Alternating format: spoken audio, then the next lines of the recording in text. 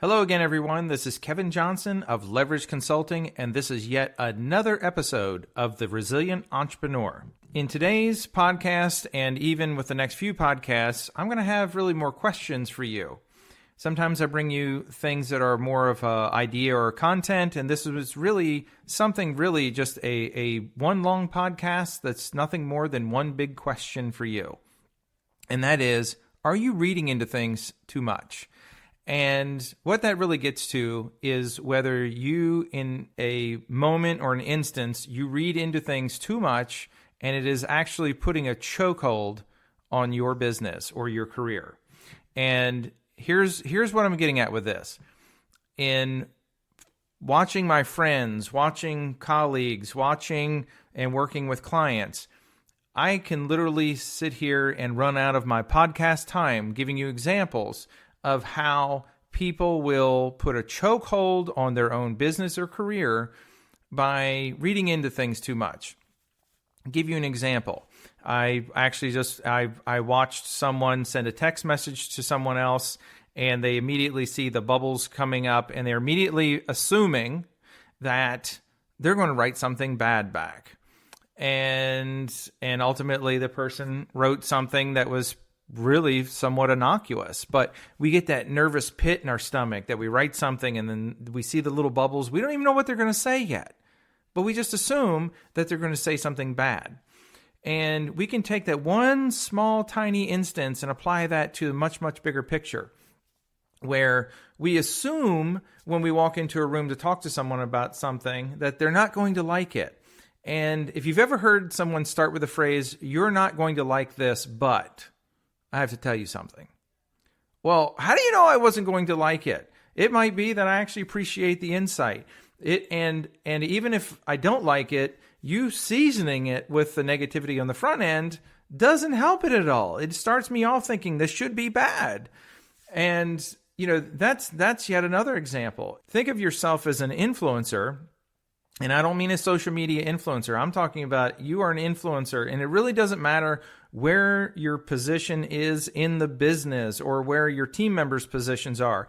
I can literally make a case that every person in your business or in your practice is an influencer. And as an example, you may have hired Mandy, the brand new receptionist, to sit out and answer the phone and greet your customers or patients walking through the front door. And I can make a case for you that Mandy is one of the most influential people in your practice, your business, because the smile on her face or the lack of attention when that person walks in the room defines the perceptions that customer or patient's going to have about you and your practice or your business. And if we take other examples, and so I was getting at an influencer with this, is, are we reading into things too much? If we start off and tell somebody, you're not going to like filling out this initial paperwork we have for you, but, well, now I hate it. So instead, if we word things in a more positive way, it's amazing how we can influence the outcome. So yes, every one of you are an influencer. We may also read into things. This was another great example of something that's literally etched in my brain, and I see this basically every month. But this one really, really stood out to me, and I'm sure every one of you will be able to relate to this one. And I would gone and visited with a client of mine, and they had a patient that came in, and I was there observing and watching what they were doing for the day and figuring out, what they were already doing really well and how we can capitalize on that. And then I was figuring out, how can I then take what they've got and further it and move the needle in a positive direction for them. And in doing that, they had one consultation. And even before the consultation, they were reviewing their schedule for the day. And they said, we have this lady coming in at whatever time of the day it was. And it's unfortunate she's scheduled for today. I would have liked you to have had a different one to observe that day. And I didn't really say anything much. I just kind of went on with it because I really didn't understand what they were getting at the time. But what it all boiled down to was this was a consultation for a patient who they were presenting 3 different treatment options. And one option was $5,000. The second option was $20,000. And the third option was $40,000. And they walked in the room. You could see the doctor and you could see his treatment coordinator walking in that room. And they just assumed before they even walked in, we're wasting our time. This was like a colossal waste of our time and our schedule because nothing's going to happen with this. And for any of you thinking, oh, how terrible is the doctor, I can guarantee you every person listening to this has done the same thing in the past in some way, shape, or form. You may meet if you're a real estate agent, you meet a buyer, you think, oh, well, they can't afford it. Look at the car they're driving. Or, you may go to a restaurant and you see someone and think, well, they can't afford it. Everyone does it in some way, shape, or form. So this doctor and treatment coordinator went in the room and they presented all three options and they came back out. And what they were basing all of this off of was the patient was the wife and the husband was there with her as well, as he should have been, because it was a kind of a big deal. And the doctor and the treatment coordinator walked back out and they're just shaking their heads, in a sense, after the patient had left and the husband had left, and said, yeah, that's not going to happen. And it was all because the patient and husband, they were on fixed income. They had one vehicle and they lived in I believe in a single or double wide trailer.